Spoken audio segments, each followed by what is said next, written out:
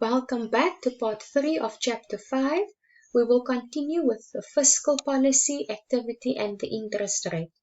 Suppose the government decides to reduce the budget deficit and does so by increasing taxes while keeping government spending unchanged.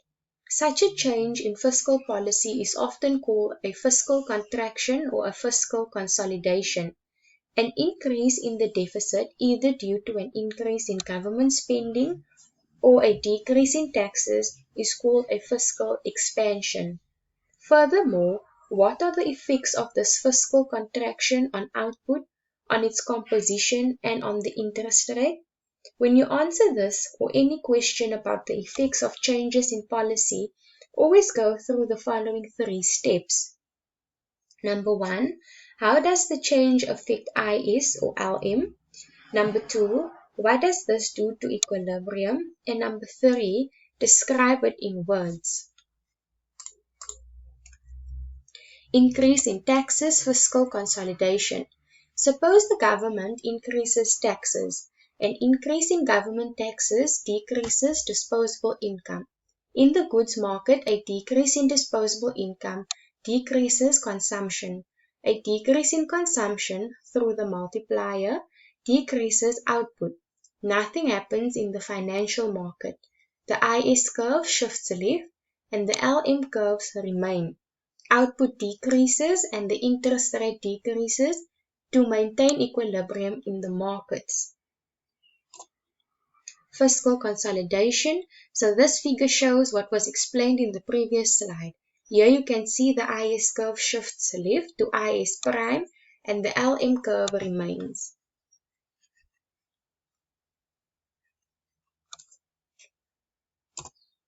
Impact on the goods market. Increase in taxation leads to a decrease in disposable income. Decrease in disposable income leads to a decrease in consumption.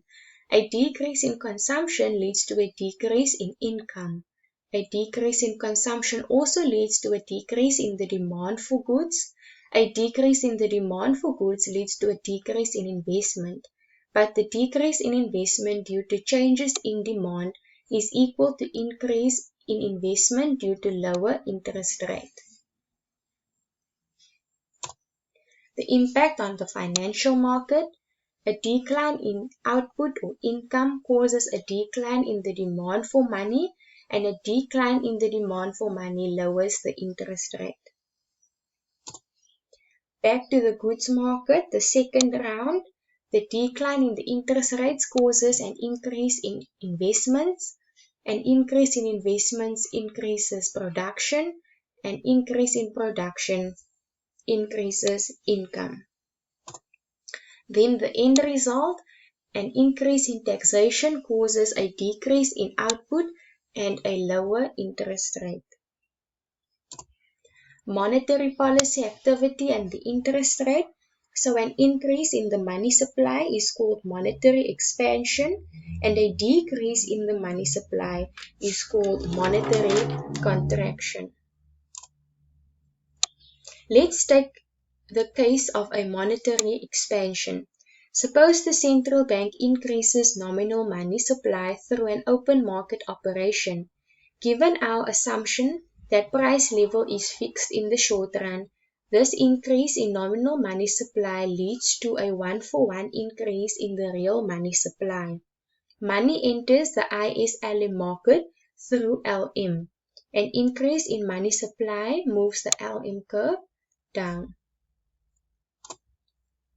So here you can see the LM curve shifts down.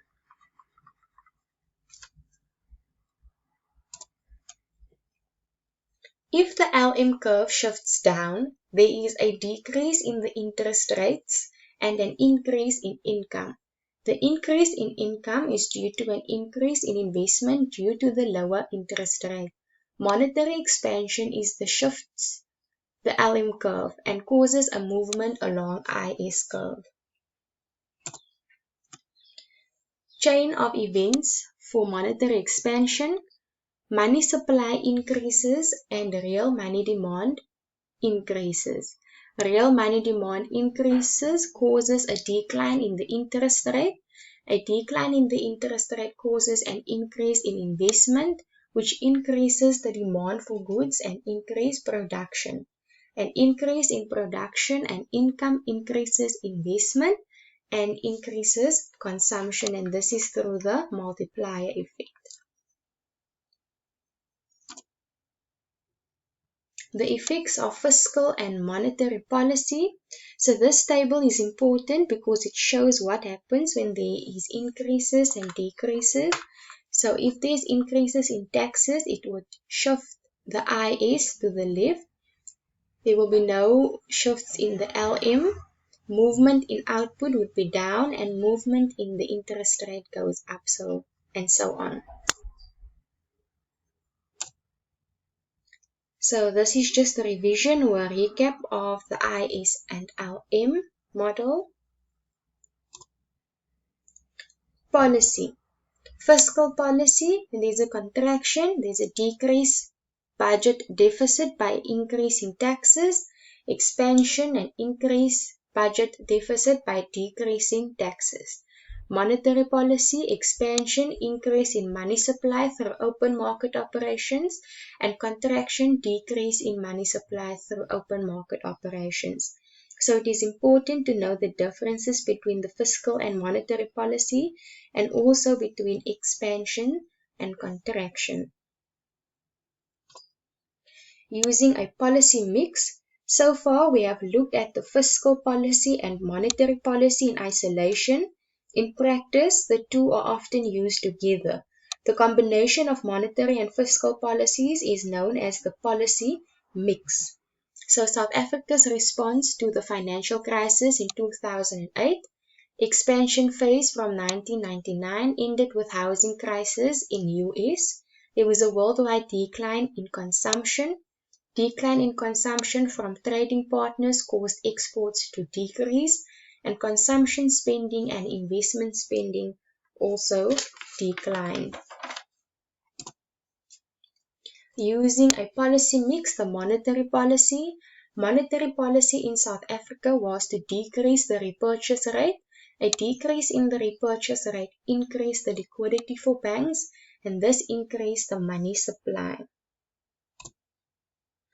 Using a policy mix, the fiscal policy, there was a decline in income and output, and as a result, government income through taxes declined.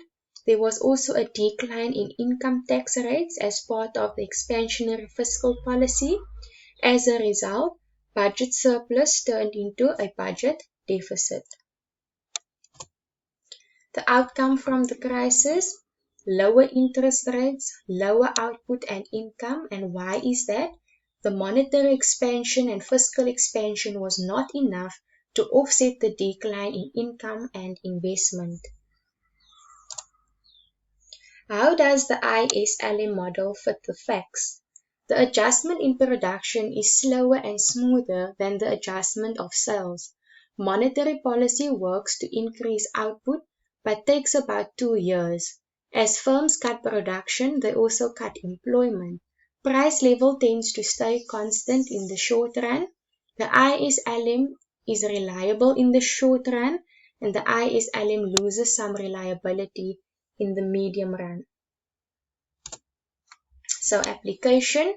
In the most recent MPC meetings report, it says, notwithstanding some improvement, consumers remain under pressure and consumer confidence remains low, as indicated in the sharp contraction in the FNB BER Consumer Confidence Index in the fourth quarter. Slower wage growth along with stagnant employment growth and expected tax increases in the forthcoming budget are also likely to dampen consumption expenditure. Discuss this in the ISLM model. Assume effect of consumer spending is larger than investment spending.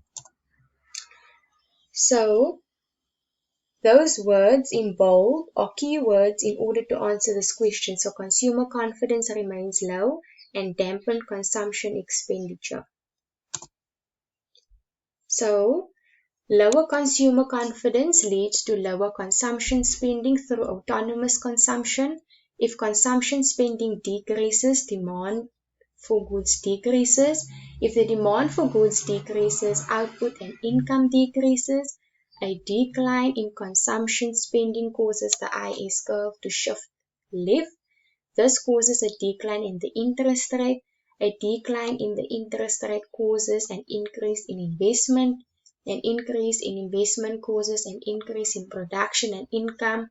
The increase in investment is smaller than the consumer spending, and the end result is a decrease in the interest rate and a decrease in income.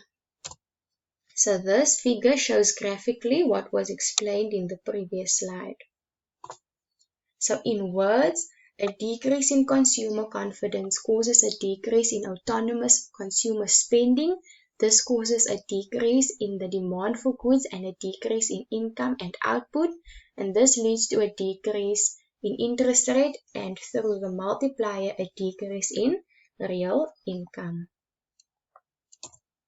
And that is it for chapter 5. Thank you.